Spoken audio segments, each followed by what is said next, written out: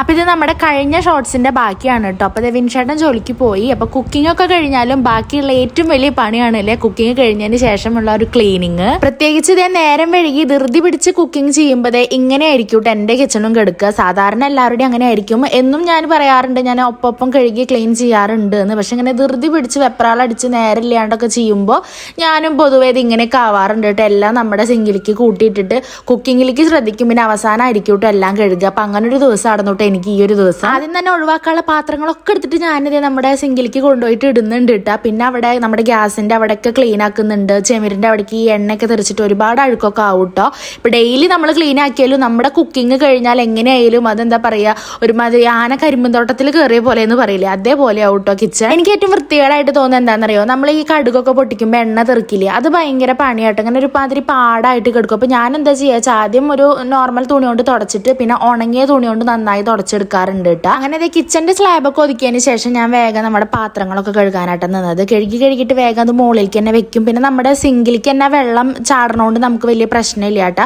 കുറെ പേര് ചോദിച്ചു ഇത് എന്താണ് സിങ്ക് ഇങ്ങനെയെന്ന്. നമ്മളിവിടെ കൊട്ടത്തള്ളം എന്നൊക്കെയാണ് ഇവിടെ പറയാറ് കേട്ടോ, വാർത്തെടുക്കില്ല. അങ്ങനെയാണ്.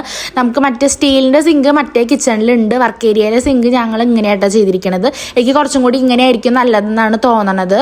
കാരണം ഒരുപാട് വൃത്തികേടാവില്ല, തുടച്ച് ക്ലീൻ ആക്കിയിട്ട് ഇടാൻ പറ്റും. അത്യാവശ്യം സ്പേസും കാര്യങ്ങളൊക്കെ ഉണ്ട് കേട്ടോ.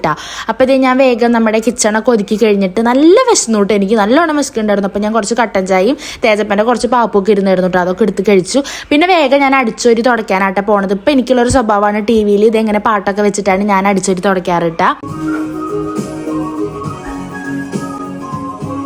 വേറൊന്നും കൊണ്ടല്ല കേട്ടോ, നമുക്ക് വീട്ടിലൊരു അനക്കം തോന്നാൻ വേണ്ടിയിട്ടാണ്. അപ്പം അതിൻ്റെ ഇടയ്ക്ക് ഇത് തേജപ്പം എനിക്ക് വന്നപ്പോൾ ഞാൻ വേഗം അവനെ കുളിപ്പിച്ചു കേട്ടോ. കുളിപ്പിച്ചിട്ട് കുട്ടിയുടെ കുറിയൊക്കെ തൊട്ടിട്ട് സോഫയിൽ കയറി ഇരുന്നു. പിന്നെ എനിക്ക് പാട്ടൊന്നും വെക്കാൻ പറ്റിയില്ല കേട്ടോ.